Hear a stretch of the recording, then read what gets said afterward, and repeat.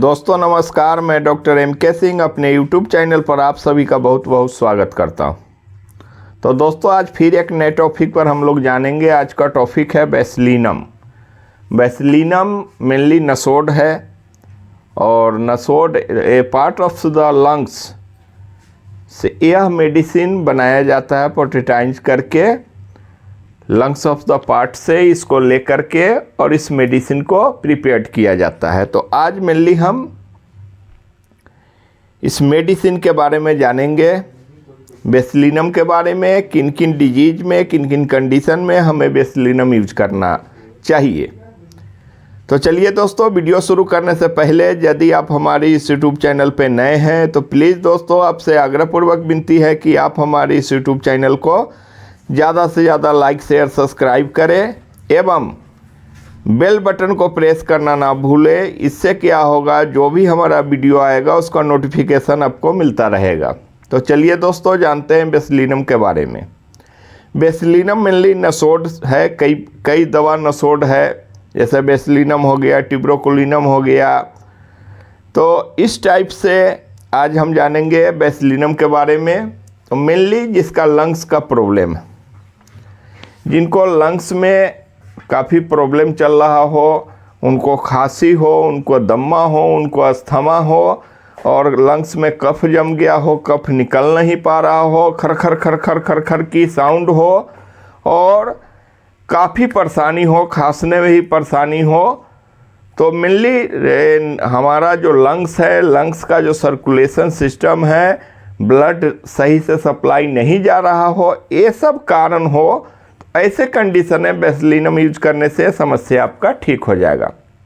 Next दोस्तों, lungs of the congestion. यदि lungs में कंजेशन हो, भारीपन हो, सांस लेने में कठिनाई हो, सांस लेने में, बोलने में, चलने में हफनी आ जाए, ऐसे कंडीशन में बेसिलिनम काफ़ी सपोर्टिव मेडिसिन है, काफ़ी सपोर्ट करता है। तो इस टाइप का कंडीशन यदि हो तो उसमें आप बेसिलिनम लेंगे तो आपका ये समस्या ठीक हो जाएगा।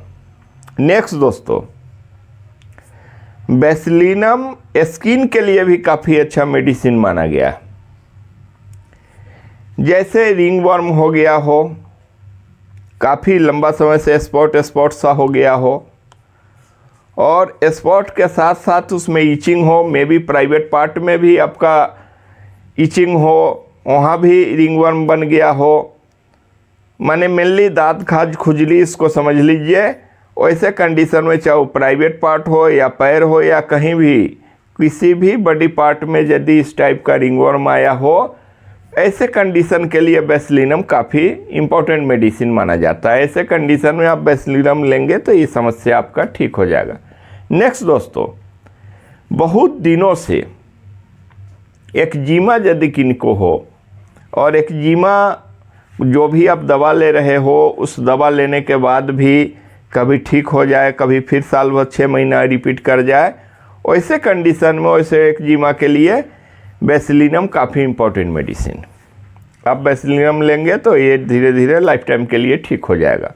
नेक्स्ट दोस्तों, आप जानते हैं सोराइसिस में भी क्या है, यहाँ हो जाएगा या कहीं भी हो सकता है, सफ़ेद सफ़ेद ईचिंग ज़्यादा होगा, ईचिंग होने से भूसी टाइप का निकलेगा और दवा खाते खाते आप परेशान हो गए हो और सोराइसिस आपका ठीक नहीं हो रहा हो, मे बी पूर्व से जो होम्यो का दवा आप ले रहे हों और उसके बाद भी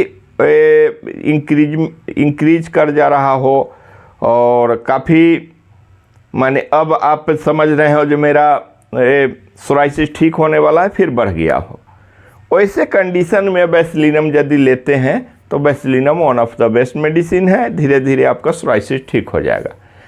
कहीं भी कोई भी कंडीशन हो, क्रॉनिक कंडीशन हो, कोई भी जैसे एक्जिमा, रिंगवर्म, ये सब काफ़ी क्रॉनिक स्थिति में ही यदि दवा फेल कर गया हो अदर मेडिसिन, तो वैसे कंडीशन में आप बेसिलिनम लेंगे तो आपका सारा समस्या ठीक हो जाएगा। नेक्स्ट दोस्तों, अक्सर बरसात के दिनों में, रेनी वेदर में सिहुआ, जिसको हम सिहुली सिहुआ, जो भी अलग अलग भाषा में आप लोग जानते हो, जो यहाँ सफ़ेद सफ़ेद सा दाग हो गया, छोटा बच्चा हो, सही हाइजीन मेंटेन नहीं करने के वजह से भी सिहुआ हो जाता है। तो वैसे कंडीशन में सिहुआ कहीं भी हो सकता है, फ्रंट में हो सकता है, बैक में हो सकता है, चेस्ट में हो सकता है, प्राइवेट पार्ट में हो सकता है।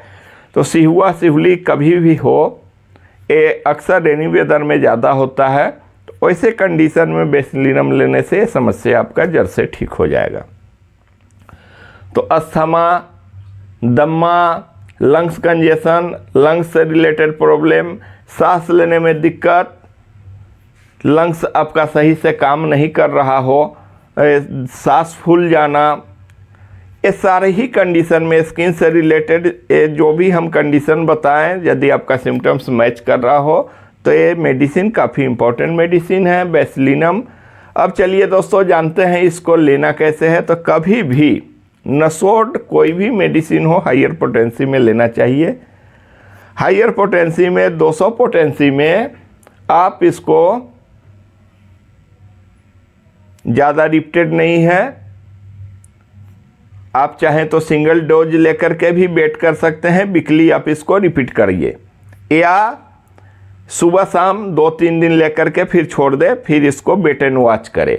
या सिंगल डोज यदि ज़्यादा डीप है, जैसे सोराइसिस है, उस कंडीशन में 1 सप्ताह लेकर के फिर इस मेडिसिन को इंतज़ार करें, बंद कर दे। फिर यदि सुधार आ रहा है तो फिर महीना दिन के बाद रिपीट किया जाएगा। तो आज दोस्तों हम आपको ये नसोड मेडिसिन है, इसके बारे में आपको हम जानकारी दिए। यदि मेरा जानकारी आपको अच्छा लगा हो तो प्लीज़ दोस्तों आपसे आग्रहपूर्वक विनती है कि आप हमारे इस YouTube चैनल को ज़्यादा से ज़्यादा लाइक शेयर करें, सब्सक्राइब करें। इसी के साथ दोस्तों आज हम बेसिलिनम से रिलेटेड आपको हम जानकारी दिए।